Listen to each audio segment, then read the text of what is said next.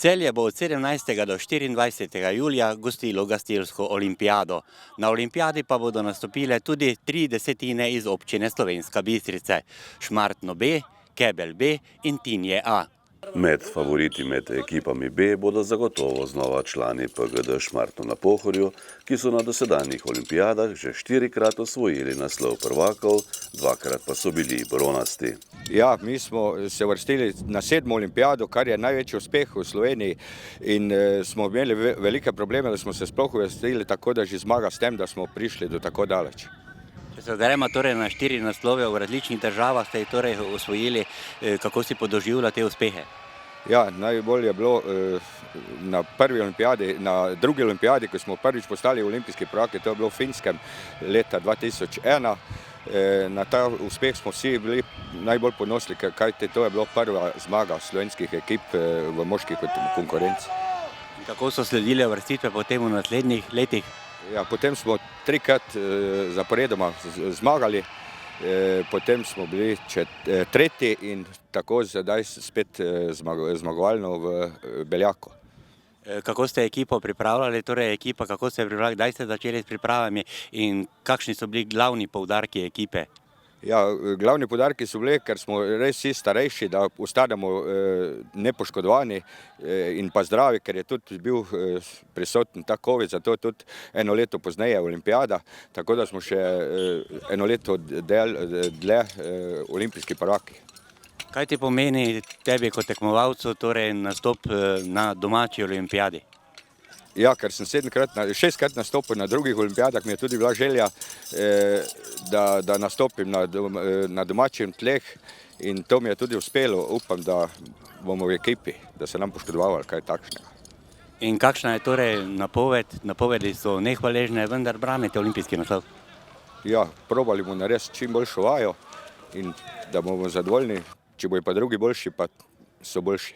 V kategoriji članov B bo tekmovala tudi desetina gasilcev z Keblja. Na tekmovanje, da prideš na olimpijado, pač traja cel ciklus, se pravi prvo tekmovanje Gasilske zveze Slovenska Bistrica, potem je regijsko tekmovanje Podravske regije, potem je državno v Celju, potem pa izbirno v tule Slovenski Bistrici aprila meseca in pol na koncu prideš do olimpijade. Kako so torej potekale priprave, kako ocenjujete, kako uspešne so do sedaj? Priprave so potekale tako, da lani, ko smo bili na državnem drugo mesto, ko smo zasedli, smo začeli v jeseni takoj s pripravami. Se pravi, prvo telovadnice malo kondicijske, da smo se malo bazo ustvarili, potem v mesecu januarju smo začeli tule za nami v dvorani tudi cele vaje delati, ampak pol je vdaril COVID, tako da en mesec skoraj nismo pripravili nič, ker smo skoraj vsi zboleli. Potem pa skozi tule malo treninge, malo vaje, malo so nas postile poškodbe, imamo par poškodovanih, ampak na koncu nam je uspelo priti na olimpijske igre, tako da je šlo skozi. Za dober rezultat je treba sestaviti odlično vajo in tudi odlično štafeto. Kako vam kažejo v dveh segmentih? Ja, mislim, da vaje smo kar močni, ker pa tudi štafeti smo hitri. Problem je samo pri nas, ker smo mladi, ker v B kategoriji štejejo leta in mi imamo mlado ekipo še, imamo komaj 18 pik, se pravi proti drugim ekipam imamo malo hendikepa z temi leti, drugače pa v vaji pa v štafeti pa mislim, da smo kar enim med boljšimi, bi lahko rekel. Prijetno občutek na domačih tleh, torej domači gledalci, kakšna so pričakovanja, uvrstitev?